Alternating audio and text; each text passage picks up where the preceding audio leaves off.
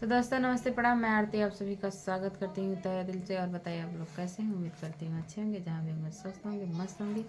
तो एक प्यारा सा गीत लाए हूँ दोस्तों, सोहर गीत है। जैसा भी लगा कमेंट में ज़रूर बताइएगा। ज्योतिया का गीत है दोस्तों। सभी माताएं बहनें ज्योतिया जो भूख रही हैं उसी पर बनाए हूँ। तो आप लोग शुरू से लास्ट तक सुनिएगा, तभी गीत का आनंद आएगा। और मेरी मम्मी भी व्रत थी, तो वही बताई हैं मुझे बनाने के लिए। तो मैं आप लोगों को सुना रही हूँ, तो शुरू से लास्ट तक सुनिएगा, तभी गीत का आनंद आएगा। हर साल करीला जिउतिया की निर्जल उपवास रही हो। हे माता विधि से हम करीला पूजन, व्रत मोरा पूरा होके हो। हे माता विधि से हम करीला पूजन, व्रत मोरा पूरा होके हो। बेटी बाटी ससुर त बेटा मोरा विदेशवन हो।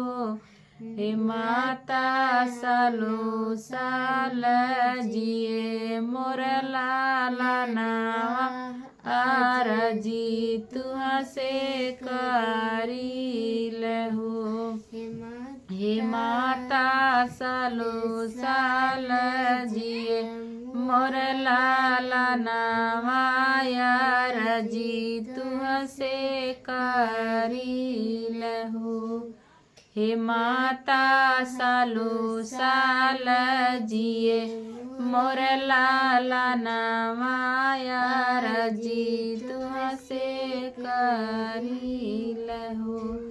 बेटी सुख रहे मोरा नैहरे की बेटा, बेटी सुख रहे मोरा ससुर की बेटा, मोरा चरण हो।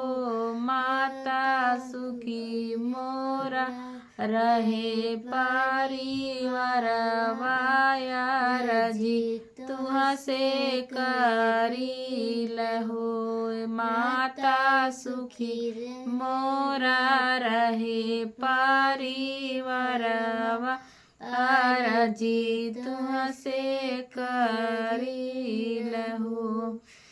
पहिनली में चटकी चुनरिया की, मांगी में से दूरवाना हो। कि माता बनल रहे सुर हो सिंगरवा, आरजी तुहा से करील हो।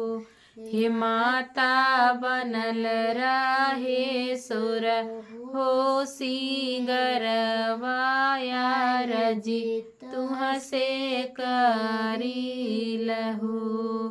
हे माता बनल रहे सुर हो सिंगरवा, आरजी तुहा से करील हो।